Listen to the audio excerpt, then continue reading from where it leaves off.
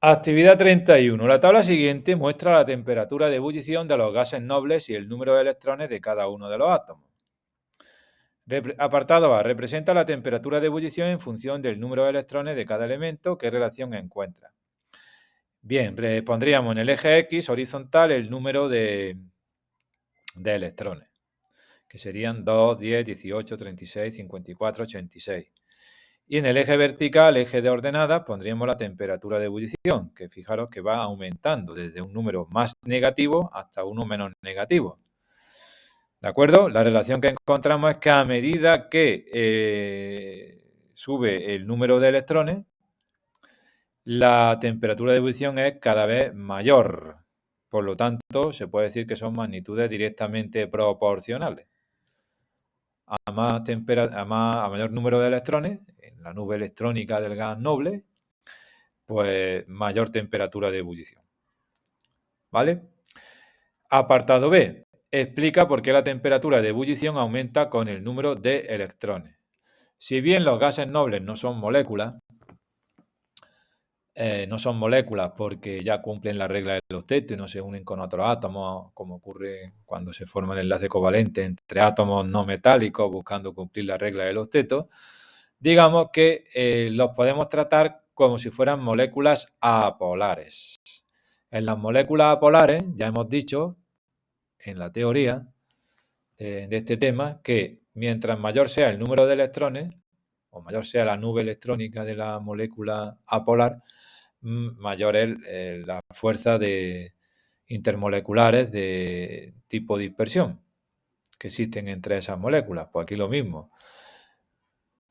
A medida que el número de electrones del gas noble es mayor, las fuerzas interatómicas entre los átomos de gases nobles son más intensas.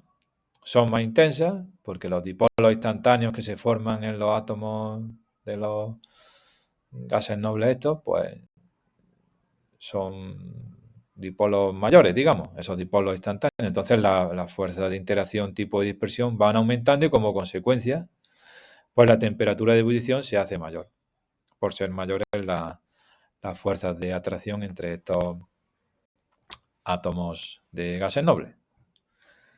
Eso es la actividad 31. Actividad 32. Dice, predice razonadamente cuál de las sustancias de los siguientes pares tiene una temperatura de ebullición más alta. Compara tus predicciones con una tabla de datos. El primer apartado, el apartado A, estamos comparando el SiH4 con el SNH4. Ambos compuestos químicos, ¿vale?, son equivalentes en cuanto a geometría y en cuanto a polaridad o no polaridad al metano CH4, porque hemos sustituido el carbono átomo central por otro de su mismo grupo, bien silicio o bien estaño, ¿no? Grupo 14 es carbono, silicio, germanio, estaño, plomo. Pues bien, ambas moléculas son apolares, por lo tanto, entre las moléculas de silano SiH4 o de estannano SNH4, las fuerzas intermoleculares que se dan son fuerzas de dispersión. ¿De qué depende la fuerza de dispersión? Del número de electrones que tengamos en la molécula. En el SiH4, si hacemos cuenta, pues vamos a ver, en el SN, vamos a buscar en internet para comprobar con tabla de datos. Nos vamos a la tabla periódica y buscamos. El estaño, lo tenemos aquí, son 50 y el silicio son solo 14. Luego la molécula SNH4 tiene mayor cantidad de electrones. Entonces, si yo buscara temperatura, vamos a ver esto y usar el teclado, porque si no tardo mucho en escribirlo. Temperatura de ¿qué era? ¿De fusión o de ebullición? Es lo que buscamos. Temperatura de ebullición. Temperatura de ebullición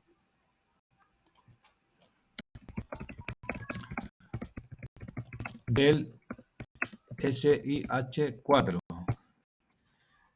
es menos 112 y del SNH4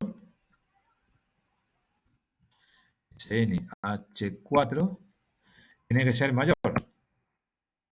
Menos 52 es mayor, es menos negativo, luego concuerda, ¿vale? Vámonos ahora con el siguiente caso, el CF4 y el CCl4, básicamente igual que en el apartado A, son dos moléculas apolares, ¿de acuerdo? Aquí en este caso lo que estamos es cambiando, en comparación con el metano, CH4, hemos cambiado los 4 átomos de hidrógeno por átomos de halógeno, pero los 4 son iguales, de ahí que siendo la geometría tetraédrica, en fin, molécula polar. Por lo tanto, entre estas moléculas se dan fuerzas intermoleculares de dispersión y dependen de nuevo de la cantidad de electrones de la nube electrónica.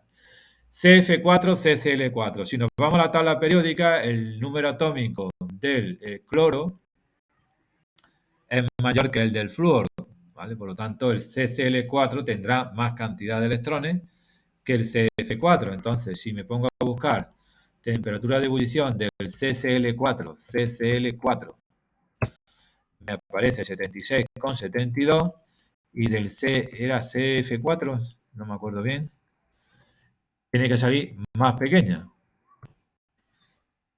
Efectivamente, fijaros si es mucho más pequeña que hasta negativa. Esta es negativa, la otra positiva, por lo tanto se cumple lo que buscamos. El apartado C tenemos criptón y HBr.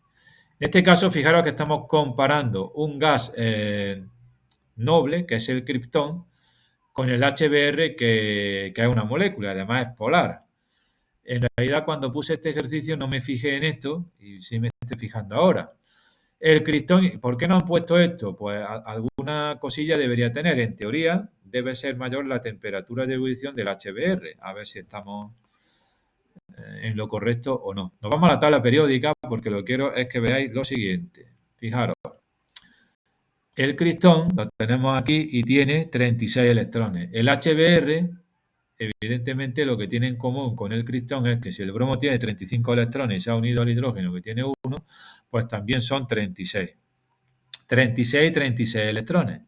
Entonces, tenemos la misma cantidad de electrones, en este caso lo que prima es el hecho de que entre las moléculas de HBr que son polares se darán fuerzas intermoleculares de dipolo-dipolo que son más intensas. Por lo tanto, la temperatura de ebullición del criptón nos sale menos 153 y del HBr tiene que ser mayor. Y si no, pues efectivamente es mayor, menos 66, es menos negativa. El último caso, el C2H6 y el F2. El C2H6 es etano. El etano, esa es su fórmula molecular, C2H6, pero se puede escribir, y este sí voy a escribir con el rotulador este que yo, bueno, el rotulador no, el lápiz del el C2H6, resulta que en realidad es CH3, CH3. Esto, digamos que es un carbono unido a un carbono y después a 3 hidrógenos. Cada uno de los carbonos. Algo así. Y lo que está ocurriendo es que, digamos que la geometría de esta molécula sería algo así como un tetraedro. Por raro que os parezca. O como si fueran dos tetraedros unidos. La cuestión está que el momento dipolar de esta molécula es cero. Es una molécula apolar. El etano. Al igual, que lo es el F2, ¿vale? Entonces, como moléculas polares que son ambas, fuerza de dispersión y hay que pues ver quién tiene mayor cantidad de electrones. Si el C2H6 o el F2. C2H6 y F2. Vámonos a la tabla periódica. El difluor son 18, 2 por 9. Y el C2H6, 2 por 9, 18 he dicho, ¿no? Vale. Y el C2H6 son 2 por 6, 12, más 6, 18.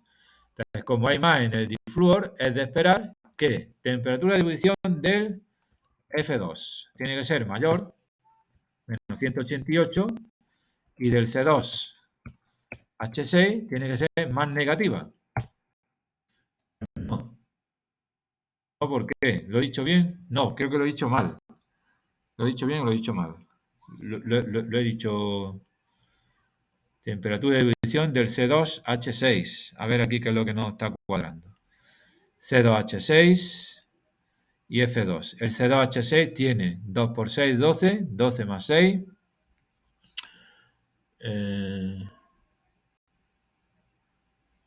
12 más 6 son 18. Vamos a ver, ¿qué estoy haciendo mal? 2 por 6, 12, más 6, 18. Y el flúor son 9, 2 por 9, 18. Entonces, el flúor debería tener una temperatura de ebullición mayor. Y resulta que me está saliendo lo contrario. C2H6, etano, 28,36. No, menos 89. Ahora sí me lo ha cambiado. Entonces, ¿por qué me ha puesto C2H6? Igual está entendiendo otro compuesto químico, ¿vale? El etano es menos 89 y el F2 menos 188. Aquí hay algo que no me termina de cuadrar. Vamos a consultar en las soluciones. A ver, en las soluciones, ¿qué dice de este ejercicio la solución? Porque ya que he grabado el vídeo, no quiero volverlo a grabar buscando a ver qué es lo que ocurre. Tienen 18 electrones. Bueno, a ver, el F2, 18. 2 por 6, vale, es que no es 2 por 6, 12 más 6, 18, es verdad, tiene el mismo número de electrones, es verdad. Yo lo había sumado mal. Y 2 por 9, 18. Entonces tiene el mismo número de electrones, pero la molécula de C2H6 tiene más átomos, es más voluminosa, correcto.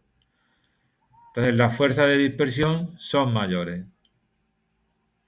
Bueno, esta es un poco rara, por lo que yo estoy, por lo que la explicación y este ejemplo es un poco extraño. Claro, al tener más átomos, digamos, el momento dipolar total de, bueno, esos momentos dipolares instantáneos que se crean dentro de las moléculas apolares, al haber más volumen, pues el momento dipolar que se crea instantáneamente en esas moléculas será una flechita más grande, entre comillas, con lo cual tiene su razón de ser esto y es correcto. Pasa que es un poco rebuscado el ejemplo, ¿vale? Con esto acaba esta actividad.